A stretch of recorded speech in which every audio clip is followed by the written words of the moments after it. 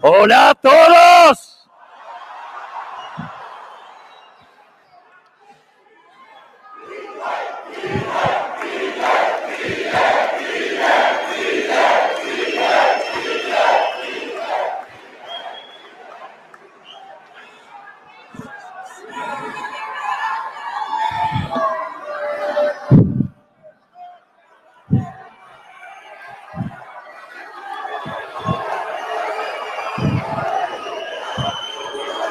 La casta y los socialistas tienen miedo.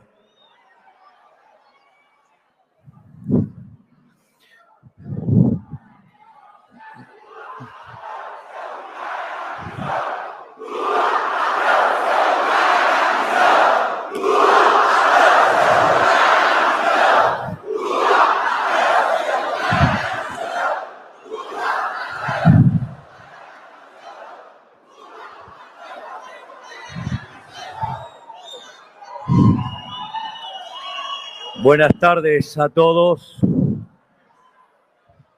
Quiero agradecer a las autoridades de CIPAC por la invitación y al presidente Jair Bolsonaro y a Eduardo Bolsonaro por la cálida bienvenida que ha recibido.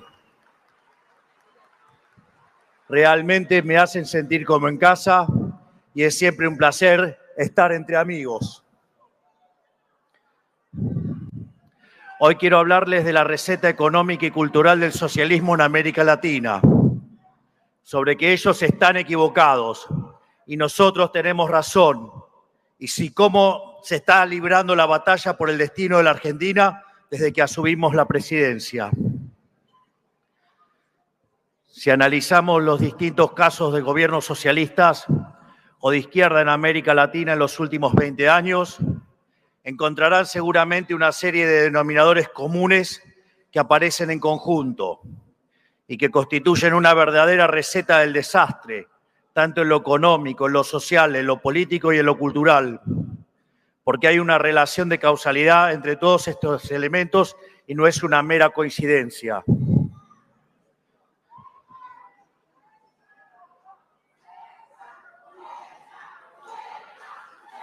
¿Qué pasó? Por favor, tomen asiento para que los que están atrás...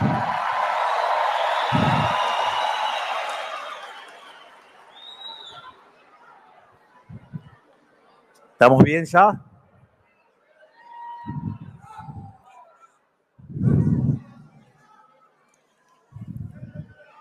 En primer lugar, es notable que los socialistas comienzan con un periodo de bonanza económica en un contexto de cuentas públicas ordenadas y precios internacionales de commodities altos. En este primer momento la economía crece, la sociedad gana en poder adquisitivo, el Estado recauda y el Banco Central acumula reservas. Pero los gobiernos socialistas se enamoran de la popularidad generada por la bonanza que heredaron, se asustan de que no vayan a ser eterna y aumentan indiscriminadamente el gasto público para sostenerla. ¿Cómo lo hacen? Subsidiando tarifas y servicios públicos, aumentando el empleo público y repartiendo dádivas de distinto tipo, lo cual etiquetan como inclusión social.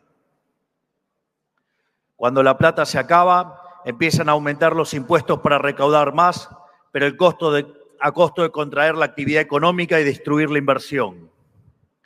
A medida que avanza el tiempo, van consumiendo los stocks para solventar una bonanza ficticia que lo único que hace es hipotecar el futuro. El stock se va acabando hasta que en un punto deben recurrir al endeudamiento. Nunca resuelven el problema de fondo, que es el círculo vicioso de expansión del gasto público y el consecuente déficit fiscal. Simplemente buscan distintas maneras de seguir financiándolo. Cuando ya no pueden recurrir a los impuestos o al endeudamiento, recurren al peor de todos los males, que es la emisión monetaria, destruyendo así el valor de sus monedas y condenando a toda la población a la pobreza. En el camino ponen regulación sobre regulación ante cada problema que aparece, con tal de no solucionar el problema de fondo. Y en cada uno de esos parches le inventan un negocio a algún amigo, generando una casta de empresarios prebendarios protegidos por el poder político, que compiten artificialmente pescando en una pecera. El costo de todo esto, tarde o temprano, la paga la gente. La misma gente que los gobiernos socialistas dicen proteger, pero que realmente quieren esclavizar para conseguir una base de apoyo cautiva que les permita permanecer en el poder. Porque no podemos engañarnos. Lo único que les interesa a los socialistas es el poder por el poder mismo.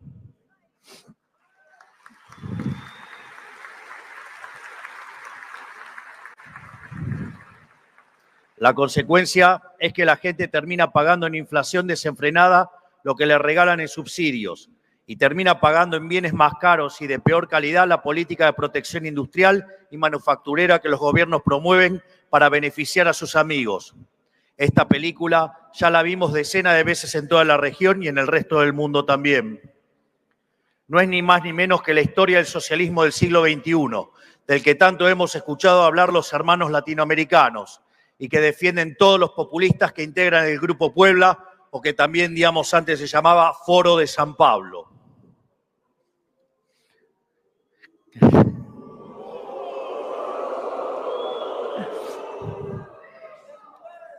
No hace falta que les cuente en detalle cómo la aplicación de esta receta del desastre funcionó en la Argentina en los últimos 100 años, y en particular en los últimos 20. Alcanza con recordar que tuvimos déficit fiscal 113 de los últimos 123 años, que nuestros políticos irresponsablemente multiplicaron nuestra base monetaria 25.000 trillones de veces en los últimos 70 años. Y esto no es una hipérbole, es un dato duro. Alcanza con recordar que de 1975 para acá, el porcentaje de argentinos por debajo de la línea de pobreza se multiplicó por 10, que tenemos el mismo PBI per cápita que en 2007 y que la economía formal no genera empleo genuino desde hace más de 10 años. Y basta con ver, con mucha bronca, que mientras nosotros nos hundíamos, el resto de los países que tuvieron economías más liberales progresaron. Pero aún así, dentro de lo que es el derrotero de casos de estudio del socialismo latinoamericano, la catástrofe argentina puede ser tomada como un caso intermedio. La pregunta es ¿por qué? Porque por más que lo intentaron, nunca lo lograron llevar el programa socialista a sus últimas consecuencias, porque nunca pudieron terminar de subyugar a la sociedad, porque encontraron un límite en un pueblo rebelde que vela por su propia libertad, que protege con uñas y dientes su propiedad de las garras confiscadoras de los políticos y que se resiste a ser dominado.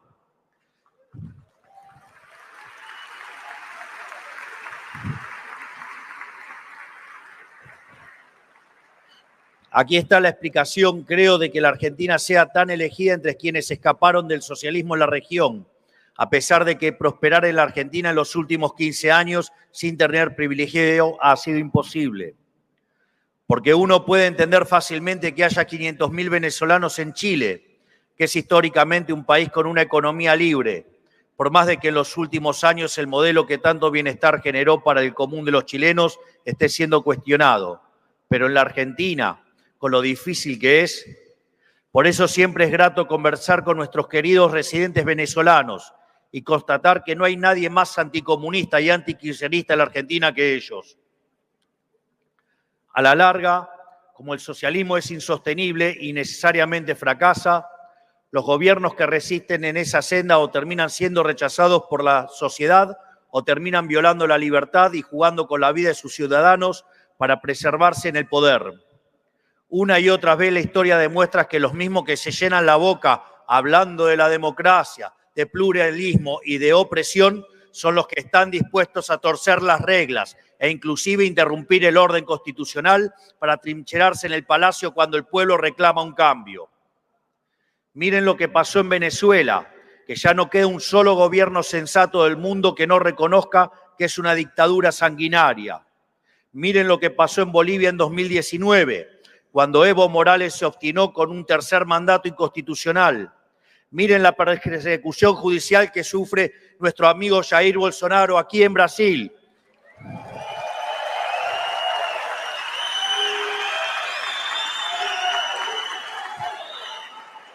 Y mire lo que está pasando en Bolivia ahora mismo. Están dispuestos a montar un falso golpe de Estado con tal de sumar algún puntito que otro más en una elección. Por eso, cuando digo que la Argentina es un caso intermedio, lo es únicamente en términos relativos, porque su punto de comparación es el horror humanitario que han sido otras dictaduras asesinas de la región, como Cuba, como Nicaragua, como Venezuela, de donde se escaparon 7 millones de personas en la última década para no compartir el hambre con las que se quedaron. Y ni hablar de las experiencias socialistas del siglo XX en Europa y Asia, que se cargaron con la vida de más de 100 millones de seres humanos. Por eso digo que como el socialismo es una ideología que va directamente en contra de la naturaleza humana, necesariamente deriva en esclavitud o muerte. No hay otro destino posible para el socialismo.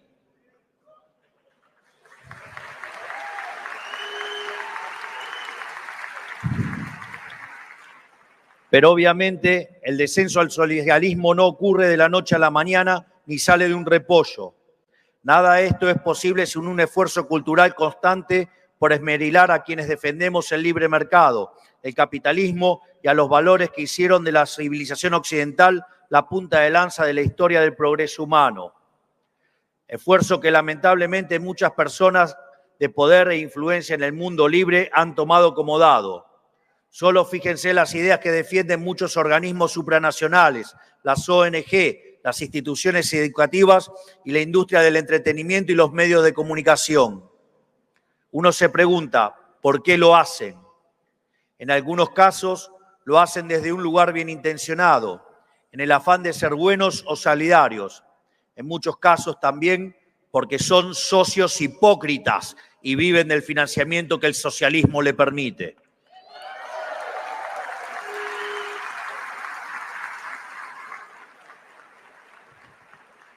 En la mayoría de los casos creo que no perciben que están jugando con fuego y están comprando un paquete cerrado que tiene como destino las trágicas consecuencias que nosotros ya conocemos. No se dan cuenta de lo destructivo que puede llegar a ser implementar las ideas del socialismo porque lo sienten demasiado lejos. Pero hay que comprender que la combinación entre buenismo y dirigismo conduce al peor de los lugares.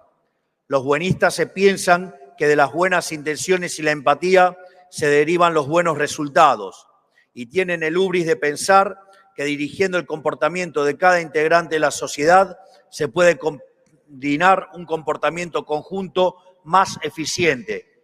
Hasta se jactan de que lo pueden hacer de manera óptima. O sea, ven un problema y asumen que la solución es tirarle el Estado encima. Y a eso le llaman justicia. Pero Hayek nos enseñó que aquí radica la fatal arrogancia del ser humano y cada vez que el Estado interviene genera un resultado peor a que si no se hubiera intrometido. Tomemos, por ejemplo, la libertad de expresión, un valor fundamental de la democracia y que, sin embargo, se encuentra cuestionado en las principales potencias del mundo con la excusa de no herir las sensibilidades de nadie o respetar supuestos derechos de algunas minorías ruidosas que quieren imponer su visión minoritaria al resto de la población.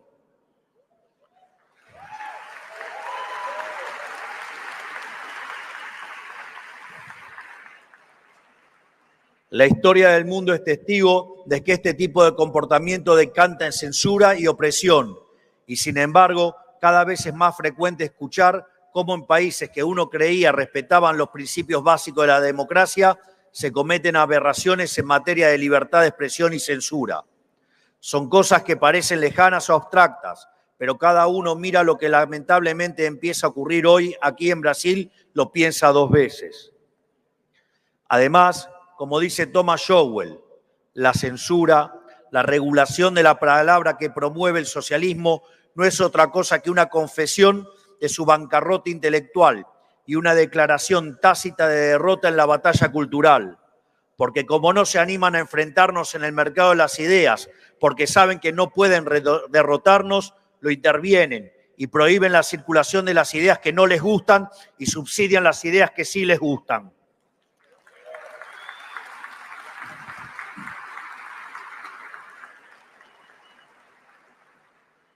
Es momento de que recuperemos el concepto de justicia, del que ellos se creen los dueños, pero que realmente han manchado. Porque la justicia a ellos es de la fatal arrogancia, y en nombre de la justicia, que ellos llaman justicia social, han cometido las atrocidades más injustas. En nombre de la justicia, han expropiado riqueza que costó generaciones construir. En nombre de la justicia, han inventado mercados cautivos para empresarios amigos. En nombre de la justicia, han violado una y otra vez los derechos fundamentales de la persona. En nombre de la justicia, le han quitado a unos para darles a otros, que casualmente son sus hijos o sus amigos.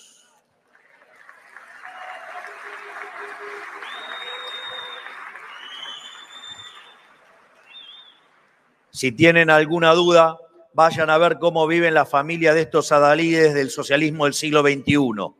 Vean cómo vive la familia de Maduro. Vean cómo viven los hijos de algunos de los de su propio país. Son todos multimillonarios que viven como si hubieran inventado a Google. Por eso, ellos perdieron el derecho a hablar de justicia, y no solo por todas las atrocidades que cometieron o avalaron, también porque tienen fundamentalmente una comprensión equivocada de qué es la justicia. Porque saben que cuantas más regulaciones y restricciones tiene una sociedad, menos justa es.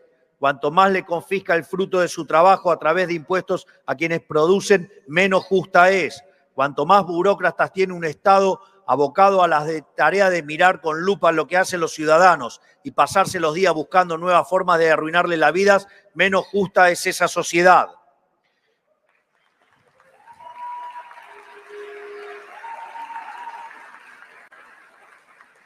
Incluso, cuanto más leyes tiene un país, menos justo es, sobre todo si se trata de leyes que ponen en cuestionamientos los pilares de nuestra sociedad y de nuestro derecho constitucional, que son la defensa de la vida, la libertad y la propiedad.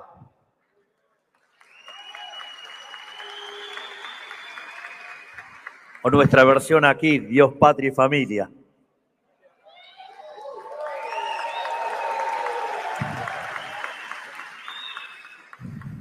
Porque justicia no es que todos seamos iguales.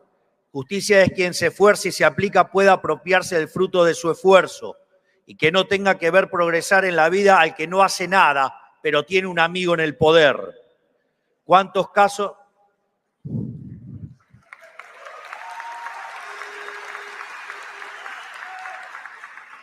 ¿Cuántos casos hemos conocido nosotros, los hermanos latinoamericanos, de gente que se ha hecho millonaria de la noche a la mañana solamente por ser amigos del poder? Esa es la historia del socialismo del siglo XXI. Justicia es que cada persona pueda traducir ese esfuerzo a ahorro y poder invertir ese ahorro en tener una vida mejor para sí y para su familia. Justicia es poder aplicar una vida mejor y que realice ese plan sea posible. En definitiva, justicia es que cada uno sea dueño de su vida, o como decimos nosotros, que cada uno pueda volver a ser el arquitecto de su propio destino. Eso sí es justicia.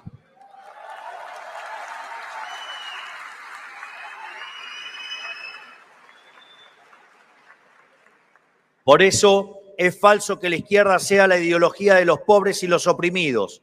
Cada día queda más claro en América Latina que la izquierda es la ideología de los ricos, de los poderosos que controlan y tienen posiciones prominentes en la difusión cultural. Todos entongados con el poder, obviamente. Y cada día queda más claro que la pobreza es instrumento para quienes predican el socialismo, porque la praxis operativa del socialismo consiste en tener al pobre como cliente de su sistema, porque el día que el pobre se independiza, progresa en la vida y sale de la pobreza, el socialismo pierde un cliente.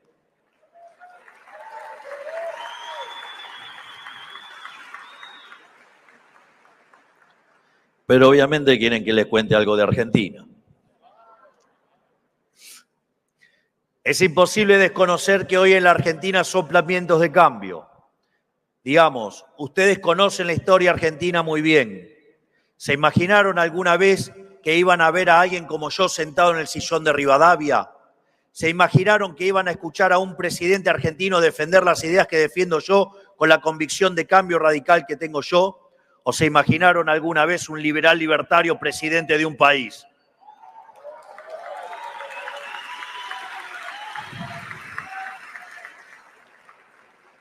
La Argentina atraviesa un momento excepcional en su historia, donde la sociedad por primera vez en décadas rechaza el modelo estatista, el modelo aplicado en muchos de nuestros países hermanos los últimos 20 años, que se agotó después de acumular montañas de miseria.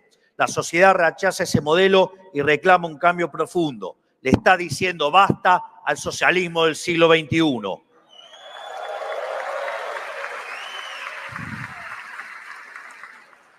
Pero incluso después de todo el daño que han hecho los socialistas, después de dejar un país con 15 puntos de déficit consolidado, ahogado en deuda y sin credibilidad crediticia, y que hubo que rescatar de una inminente hiperinflación, después de todo eso siguen haciendo lo imposible para boicotear la única salida al desastre que ellos mismos generaron.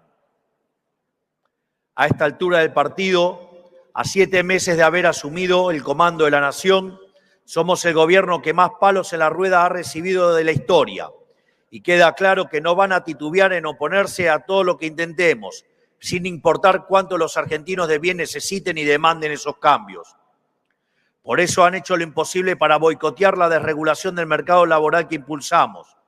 A pesar de que la Argentina necesita más trabajo y de mejor calidad, no menos. A pesar de que está claro que la única forma de que haya más y mejor trabajo es con más y mejores empresas. Y para que haya más y mejores empresas, contratar tiene que ser una opción viable, no un acto de caridad. Aún así se oponen.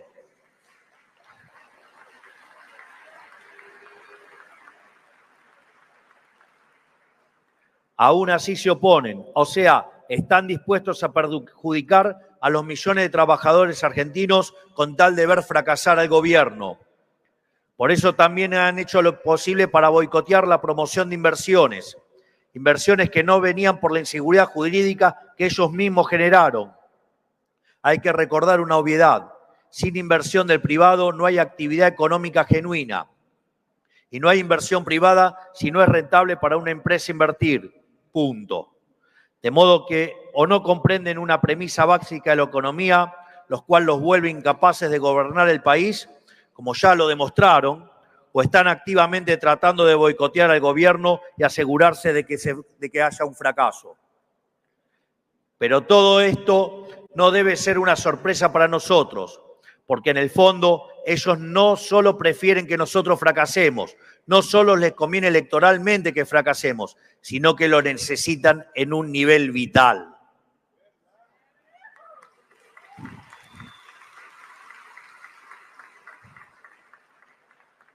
Porque si tenemos éxito, habremos desmantelado el sistema corrupto a través del cual le chupan la sangre a los 47 millones de argentinos y de todo lugar donde está vigente el socialismo. Por eso no pueden permitir que a la Argentina le vaya bien, porque ellos saben que si a la Argentina le va bien, a ellos les va mal. Por eso el nivel de obstrucción que ellos presenten será proporcional a la profundidad del cambio que nosotros queremos realizar. Y ya venimos viendo lo que están preparados para hacer para evitar que salgamos adelante. Lo hemos visto en toda la región, lo hemos visto en Chile, lo hemos visto en Brasil y lo estamos viendo en Argentina. Ellos están dispuestos a tomar el camino de la violencia y la extorsión para obstruir los cambios que reclama la sociedad. Por eso nos hicieron el paro general más rápido de la historia a pocas semanas de haber asumido, como respuesta a nuestro plan de estabilización y nuestro proyecto de desregulación económica. Y por eso hace algunos días enviaron un pequeño ejército a sembrar el caos en las puertas del Congreso, incendiando autos y vandalizando la ciudad en busca de extorsionar a los legisladores para que rechazaran nuestras reformas. Pero ¿saben qué?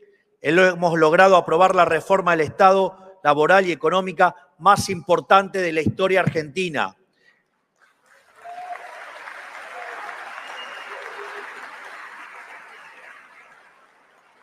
Hemos aprobado una reforma 5 veces más grande que la de Menem, que había sido la reforma más grande de la Argentina. Y si además le suman el decreto de necesidad y urgencia de cuando asumimos, hoy las reformas son 8 veces más grandes que la reforma más grande de la historia argentina. Es decir, estamos llevando a cabo no solo la lucha contra la inflación, sino que estamos transformando de cuajo a la economía argentina.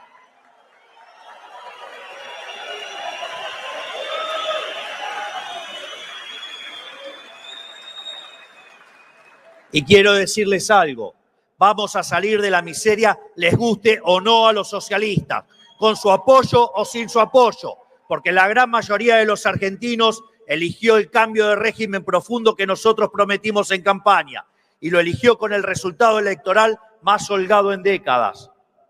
Y nosotros tenemos el compromiso indeclinable de cumplir con la voluntad de la mayoría, aunque los beneficiarios de este sistema corrupto, parasitario y empobrecedor muevan cielo y tierra para boicotearnos. No pasarán, no lo lograrán. Vamos a sacar al país adelante.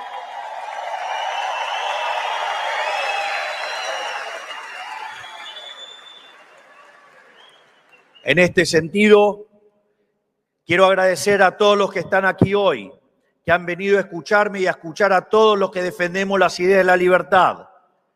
Quiero decirles que soplan vientos de cambio en el mundo, que las ideas del socialismo empobrecedor han fracasado y la gente lo sabe. La gente sabe que el socialismo es siempre y en todo lugar un fenómeno empobrecedor y violentamente asesino, y por eso se están extinguiendo y los vamos a sacar a patadas de todos lados donde estén.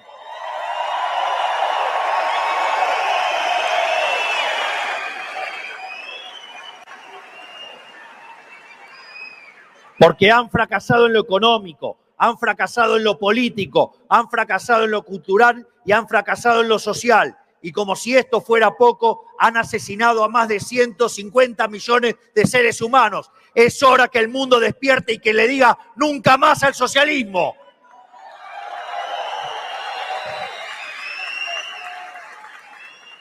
Porque el socialismo es la ideología del resentimiento, la envidia y el odio. Pero además de todo eso, el socialismo es la idea del fracaso. Nadie sabe más de esto que nosotros, los hermanos latinoamericanos. Pero ese viento de cambio que empezó en Argentina y hoy recorre el mundo, llegará a cada rincón a donde la libertad esté reprimida. Porque la historia del ser humano es la historia de la libertad y no hay nada ni nadie que pueda detenerla.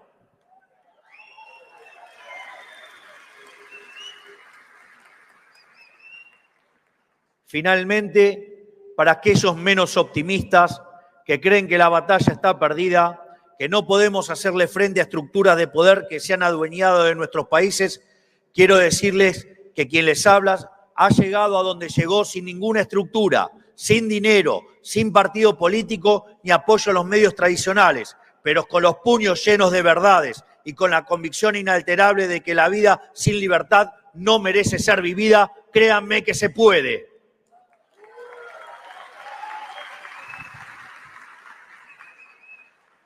Así es que hoy quiero decirles, confíen en ustedes mismos, háganse dueños de su destino, den la pelea en cada rincón en donde sea necesario y tengan fe que si lo hacen con convicción lograrán el objetivo. Porque como dice el libro de los Macabeos, la victoria en la batalla no depende de la cantidad de soldados, sino de las fuerzas que vienen del cielo. Y esto recién comienza. ¡Viva la libertad, carajo! ¡Viva la libertad, carajo! ¡Viva la libertad, carajo! Muchas gracias a todos.